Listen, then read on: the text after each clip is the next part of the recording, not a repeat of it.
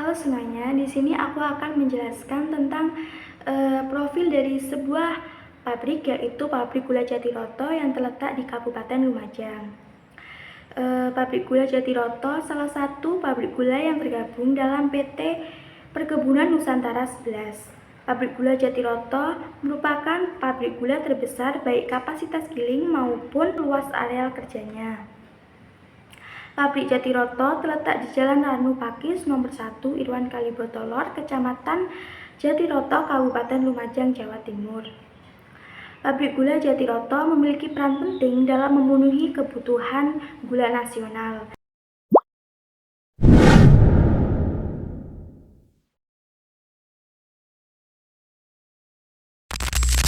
Penerapan praktik di kawasan industri seperti pabrik gula Jatiroto sangat penting untuk mengurangi dampak lingkungan dan memastikan keberlangsungan sumber daya.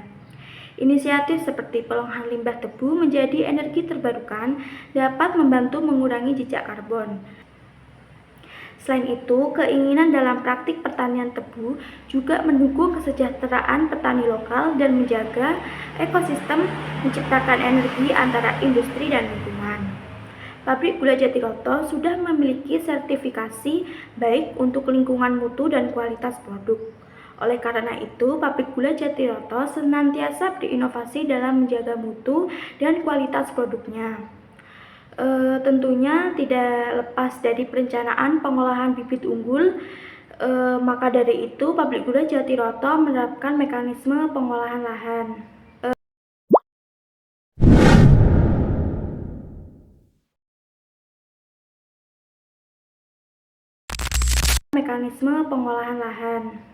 Siklus pabrik gula Jatiroto dimulai dari mempersiapkan proses tanam. Bibit unggul tebu yang hendak ditanam juga melewati proses penanganan dan perawatan intens. Saat memasuki musim giling, tebu yang ditebang kemudian akan diangkut untuk dibawa ke pabrik Jatiroto. Sebelum digiling, tebu terlebih dahulu itu dibersihkan dan dicacah menjadi potongan kecil-kecil untuk memudahkan ekstraksi sari. Proses ini melibatkan tahap termasuk pemerasan untuk menghasilkan nira atau sari tebu dan limbah berupa ampas tebu.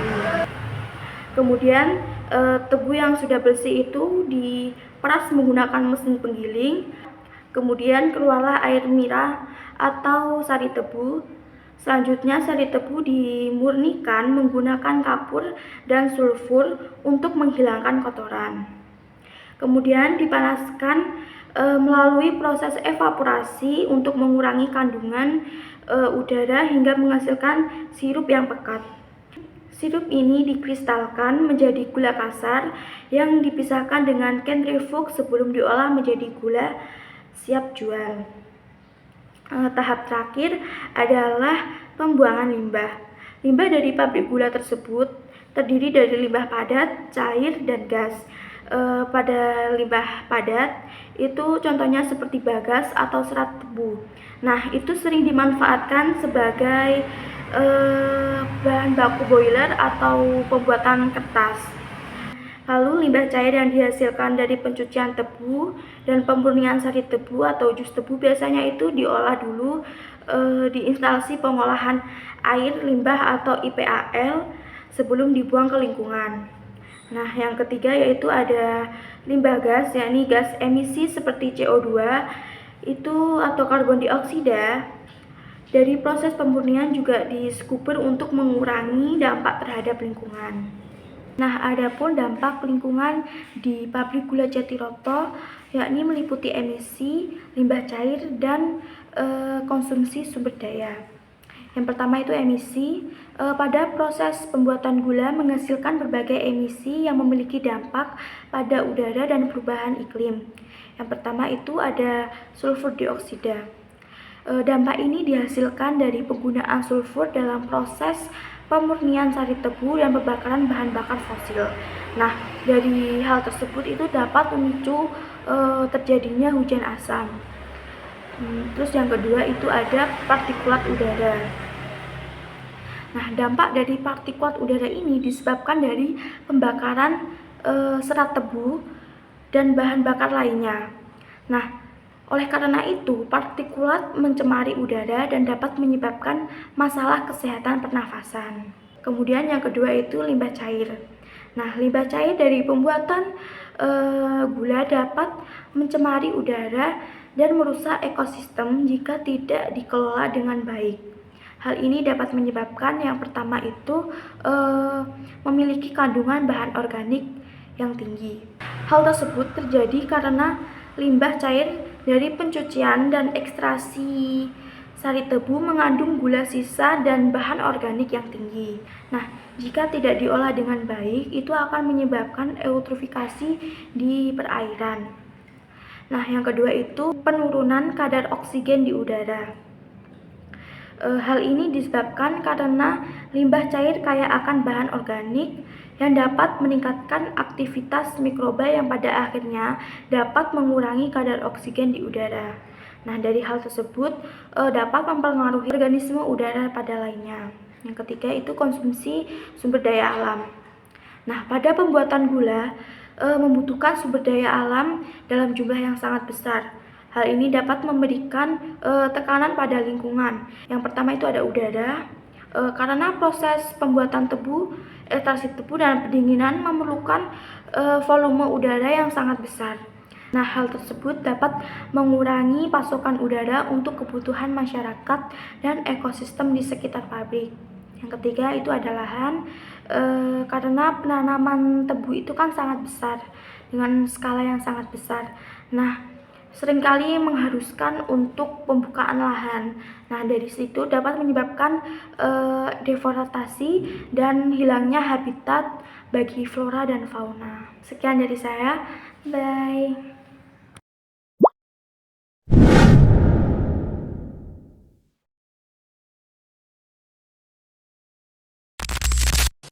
Assalamualaikum warahmatullahi wabarakatuh. Perkenalkan, nama saya Nurnisa Utania, DIM 106 dari Lingkungan Ekologi Industri kelas A. Di sini saya akan menganalisis terkait kawasan industri atau perusahaan pabrik gula Jatiroto Kabupaten Lumajang terkait ISO 14000 dan penerapannya pada kawasan industri. Nah, sebelum itu saya akan menjelaskan terkait ISO 14000. Nah, apa sih ISO 14000 itu? Nah, ISO 14000 merupakan standar pengelolaan lingkungan yang dimana sistem pengelolaan lingkungan kegiatan operasional yang diperhatikan antara lain satu, kebijakan sistem organisasi, yang kedua pengelolaan, yang ketiga perencanaan, yang keempat prosedur operasional, yang kelima prosedur identifikasi hasil dan peraturan, dan lain sebagainya. Nah, apa sih manfaat ketika diterapkannya ISO 14000 ini? Yang pertama, perlindungan terhadap lingkungan dan kawasan industri. Yang kedua, pembentukan sistem pengelolaan dan manajemen yang efektif. Yang ketiga, adanya penurunan kecelakaan kerja. Yang keempat, menunjukkan kesesuaian operasional dengan peraturan yang ada. Dan yang kelima ialah peningkatan hubungan dengan masyarakat sekitar perusahaan maupun kawasan industri. Nah, ISO 14000 sendiri terbagi dalam beberapa subkomite, antara lain yang pertama, ISO 14001 tentang sistem pengelolaan lingkungan atau Environmental Management System. Yang kedua ada ISO 14010 sampai ISO 14015 tentang pelaksanaan audit lingkungan atau Environmental Auditing. Yang ketiga ada ISO 14020 sampai ISO 14024 tentang pemberian label lingkungan atau Environmental Labeling. Yang keempat ada ISO 14031 tentang evaluasi kinerja lingkungan. Yang kelima ada ISO 14041 sampai ISO 14044 tentang analisa siklus lingkungan. Yang keenam ada ISO 14060 tentang aspek lingkungan dan standar produk. Nah, kali ini kita akan masuk pada analisa pabrik gula Jatiroto Lumajang berdasarkan ISO 14000. Pabrik gula Jatiroto Lumajang telah tersertifikasi ISO 14001 yang dimana telah disertifikasi tentang sistem pengelolaan lingkungannya, sehingga lingkungan di daerah pabrik gula Jatiroto secara teknis dapat dinilai sebagai lestari untuk masyarakat sekitarnya. Akan tetapi pada kenyataannya ketika dikulik kembali terkait limbah yang dihasilkan oleh pabrik gula Jatiroto, yakni limbah cair yang dimana hasil dari pengelolaan atau penggilingan tebu, dan yang kedua ada asap serta debu ketel hasil cerobong pabrik Jatiroto dapat masih dinilai sangat mengganggu masyarakat sekitarnya, sehingga dapat disimpulkan bahwa kata lestari pada sertifikasi ISO 14001 masih perlu dilakukan untuk kelestariannya pada dampak lingkungan di sekitar pabrik gula Jatiroto Lumajang. Sekian analisis pabrik gula Jatiroto Kabupaten Lumajang berdasarkan ISO 14000 dari saya. See you next time. Bye bye.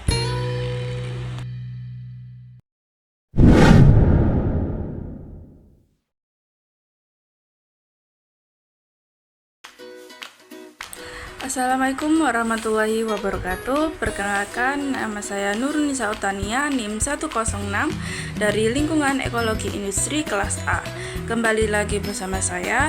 Kali ini saya akan membahas tentang ekodesain pada pabrik gula Jatiroto Kabupaten Lumajang. Nah, sebelum itu saya akan menjelaskan terkait apa itu ekodesain. Nah, ekodesain merupakan suatu terobosan baru dalam hal desain industri yang dapat diterapkan dalam produk, proses, dan infrastruktur industri dengan mempertimbangkan dampak lingkungan selama siklus hidup industri.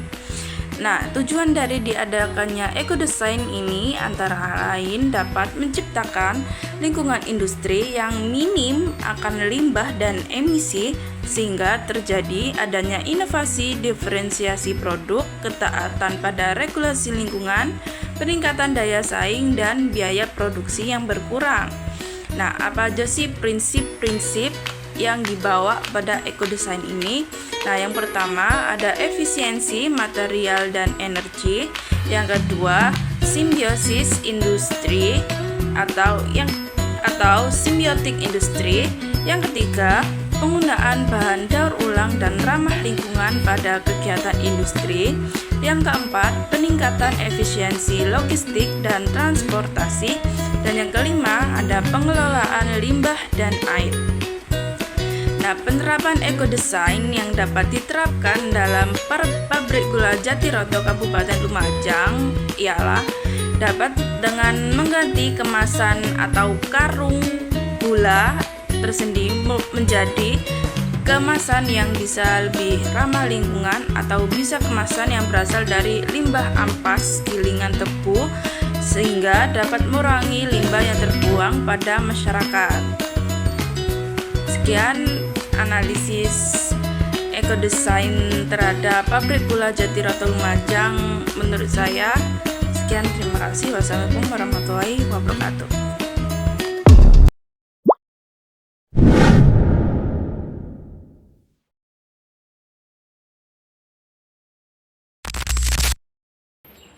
Oke, halo semuanya.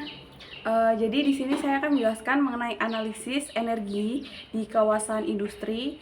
Nah, untuk kawasan industri sendiri yang saya ambil yaitu pabrik gula di Jatiroto, Kabupaten Lumajang. Oke, jadi untuk energi yang utama yang mereka gunakan di pabrik gula ini yaitu energi listrik dan energi uap. Energi listrik dan energi uap ini mereka gunakan untuk memanaskan peralatan-peralatan produksi yang mereka gunakan selama proses produksi itu sendiri. Selain itu, untuk energi yang mereka gunakan yaitu ada energi terbarukan yang diambil dari ampas tebu. Nah, untuk ampas tebu ini tuh mereka pakai untuk bahan bakar boiler. Jadi dari boiler ini tuh yang diambil uap panasnya sebagai penggerak generator yang kemudian akan menghasilkan energi listrik. Nah, energi listrik ini juga kembali lagi seperti awal mereka gunakan untuk memanaskan peralatan-peralatan yang mereka gunakan untuk produksi seperti itu. Nah, untuk skemanya sendiri nanti saya tampilkan di sini kayak gitu. Oke. Selanjutnya yaitu sebenarnya mereka itu juga bisa memanfaatkan energi terbarukan lainnya, misalkan seperti memanfaatkan limbah cair. Karena untuk di pabrik gula sendiri itu limbah cairnya itu bisa dibilang sangat merugikan bagi lingkungan sekitar. Bisa dilihat tidak hanya di pabrik gula Jatiroto ini, mungkin ada di pabrik gula lainnya, itu limbah cairnya itu sangat hitam pekat. Nah, dari limbah cair ini tuh bisa digunakan sebagai bahan bakar biogas. Karena di limbah cair ini tuh mengandung mineral yang tinggi, selain itu juga mengandung alkohol. Jadi supaya bisa digunakan bahan bakar biogas itu harus melalui proses fermentasi. Nah, dari itu bisa digunakan sebagai bahan bakar biogas. Bisa digunakan sebagai energi terbarukan, energi pengganti juga. Kayak gitu. Terus selain itu juga bisa memanfaatkan panel surya. Sebenarnya untuk energi dari panel surya ini sudah sangat lumrah ya digunakan di perusahaan-perusahaan lainnya, tidak hanya di perusahaan, juga banyak yang memanfaatkan dari panel surya ini. Nah, itu juga bisa diterapkan di pabrik gula Jatiroto ini supaya bisa menghemat untuk biaya energi. Jadi tidak hanya memanfaatkan energi terbarukan dari ampas tebu. Kan dari ampas tebu juga itu terbatas, jadi tidak bisa memenuhi semuanya atau memenuhi terus gitu. Seperti itu. Mungkin cukup itu aja. Jadi bisa disimpulkan kalau misalkan di energi yang bisa dipakai itu energi terbarukannya itu dari ampas tebu, lalu ada limbah cair dan juga panel surya. Seperti itu. Mungkin cukup itu saja. Terima kasih.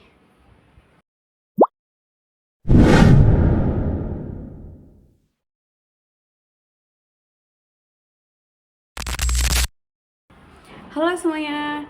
Jadi di materi ini saya akan menjelaskan mengenai rekomendasi keberlanjutan kawasan industri khususnya di pabrik gula Jatiroto Kabupaten Lumajang. Nah, poin yang akan saya jelaskan di materi ini yaitu mengenai pemanfaatan limbah air khususnya yaitu di pabrik gula Jatiroto. Nah, untuk limbah air itu tidak hanya di pabrik gula Jatiroto aja, tapi di pabrik gula lainnya itu juga menghasilkan limbah air ini. Kalian bisa cari di Google atau di platform-platform lainnya.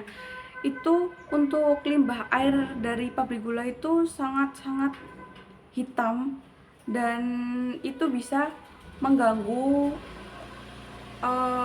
lingkungan-lingkungan di sekitar pabrik itu.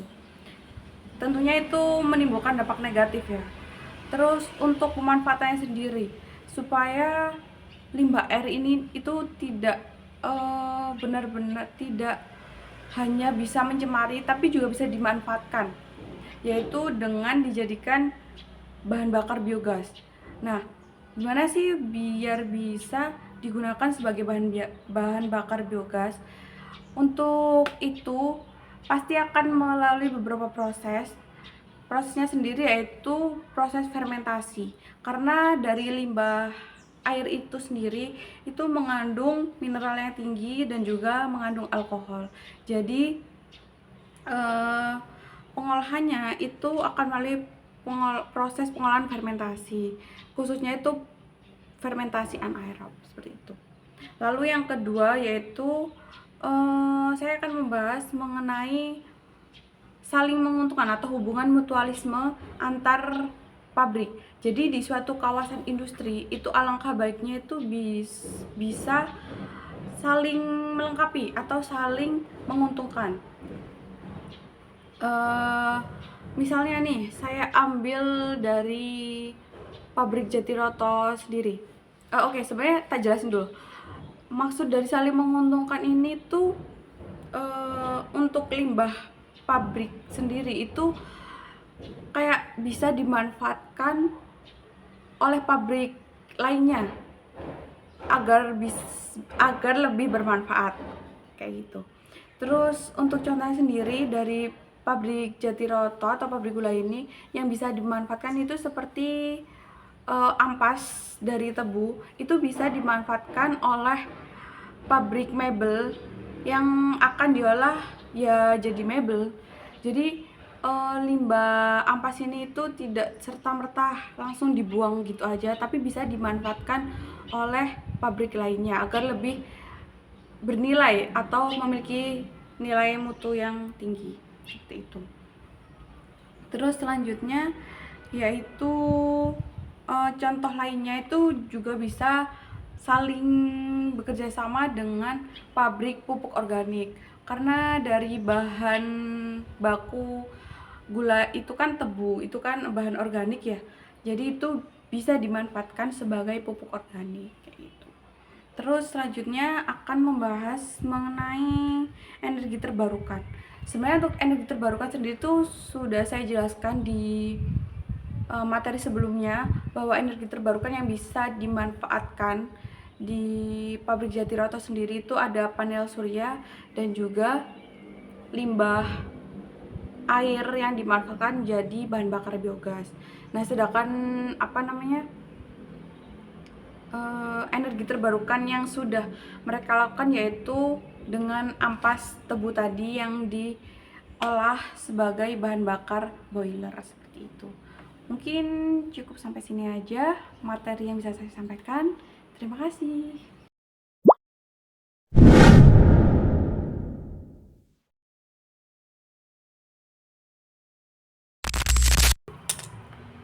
Jadi, kesimpulan dari pabrik gula Jatiroto memiliki dampak berupa emisi, limbah cair, dan sumber daya alam. Dari ketiga dampak tersebut dapat memicu hujan asam. Selanjutnya terkait penerapan ISO 14000 pada pabrik gula Jatiroto Kabupaten Lumajang telah terverifikasi secara standar ISO, namun perlu adanya pengelolaan kembali terkait limbah yang dihasilkan oleh pabrik untuk ditaruh ulang menjadi kemasan atau karung gula sebagai bentuk eco-design. Oke, selanjutnya mengenai energi yang digunakan pada pabrik gula Jatiroto ini, yang pertama yaitu ada energi listrik dan energi uap. Lalu yang energi terbarukan ada energi dari ampas tebu yang kemudian diolah menjadi bahan bakar boiler yang diambil uap panasnya sebagai pembangkit generator. Lalu untuk energi terbarukan yang akan direalisasikan itu ada dua, yaitu energi dari limbah ya cairnya yang akan digunakan sebagai bahan bakar biogas, dan yang kedua yaitu ada energi dari panel surya. Seperti itu. Cukup sekian kesimpulan dari Kami kelompok kami. Wassalamualaikum warahmatullahi wabarakatuh.